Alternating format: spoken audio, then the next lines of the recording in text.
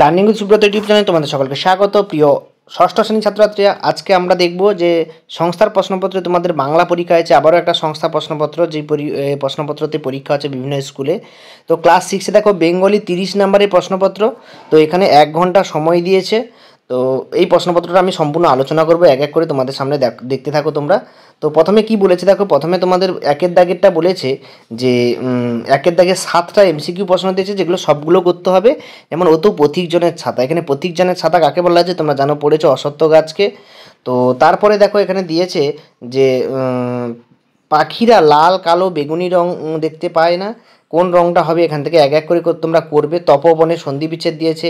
Pine যেন বরফের রূপলি কাপড় পরে, তাই তো, রূপলি কাপড় পরে আকাশে নয়ন তুলে দাঁড়িয়ে আছে। তো তারপরে প্রশ্নগুলো দিয়েছে দেখো এক এক করে। তো আমি সবগুলো আলোচনা, ময়ূরের ডাককে কী বলা হয়, কুমড়ে পোকার বাসা বাড়ি রচনার অংশটির লেখক কে ছিলেন, কুমড়ে পোকা বাসা লেখককে। তারপরে 2-এর দাগে দেখতে পাচ্ছ তোমরা, 2-এর দাগে তোমাদের 8টা এসএকিউ প্রশ্ন দিয়েছে। এই 8টা এসএকিউ প্রশ্ন দেখো 8 নাম্বারের দিয়েছে।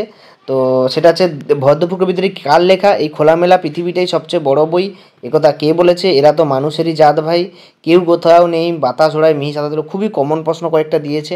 তারপরে ধ্বনি ও বর্ণের মধ্যে পার্থক্য, হযবরল গল্পে বেড়ালটি কোথায় চলে গেল। ঠিক আছে, এরপরে আমরা 2 নম্বর পেজে চলে আসবো। দেখো 2 নম্বর পেজে ইঁর দাগে এবং টর দাগে 2টো প্রশ্ন দিয়েছে, এবং 3-এর দাগের করটা দেখো, 3-এর দাগে তোমাদের 5টা করতে বলেছে, 2 নাম্বার করে 5টা প্রশ্ন। ভরদুপুর কবিতা থেকে দিয়েছে, বিশেষ করে বলার ফল তো এই, আঁচল পেতে বিশ্বভুবন, ভাব না করে পাতারি পাতরামেই না আমরা, এটা তো বিভিন্ন রকম ঘাস ফড়িং থেকে দিয়েছে। পাম গাছের বুক বেদনায় ভরা কেন, মন ভালো করা রোদ্দুকে কবি মাছরাঙার সঙ্গে তুলনা করেছেন। তো হযবরল বইটি গল্পের শুরুতেই প্রথমে কোন ঋতুর কথা উল্লেখ করা আছে এরকম দিয়েছে। 4-এর দাগে তোমাদের দেখো এখানে ব্যাকরণ থেকে তোমাদের দিয়েছে যে সন্ধি কত প্রকার ও কী কী, হাত, 12 মাস, এই দুটির মধ্যে কোনটি মৌলিক এবং কোনটি যৌগিক শব্দ লিখি। ঠিক আছে, তারপরে বলছে দাদুর 79তম জন্মদিন 27শে আশ্বিন পালিত হবে।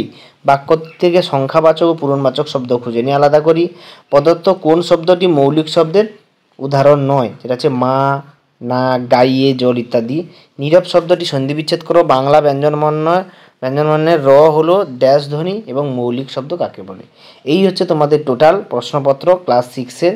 তো এই প্রশ্নপত্রে যারা যারা পরীক্ষা দিচ্ছ তোমরা কমেন্টে জানাও। এই প্রশ্নপত্রের সমস্ত কোশ্চেন ব্যাপারগুলো আমি এক এক করে দিয়ে দেবো। এই প্রশ্নপত্র কাদের কাদের স্কুলে আসছে তোমরা কমেন্টে অবশ্যই জানাতে ভুলো না। দেখতে থাকো, পরপর আমরা চ্যানেলটা সবগুলো প্রশ্নপত্র ছাড়বো। তো দেখা হচ্ছে পরের ভিডিওতে, পরে প্রশ্নপত্র নিয়ে আলোচনা করা হবে।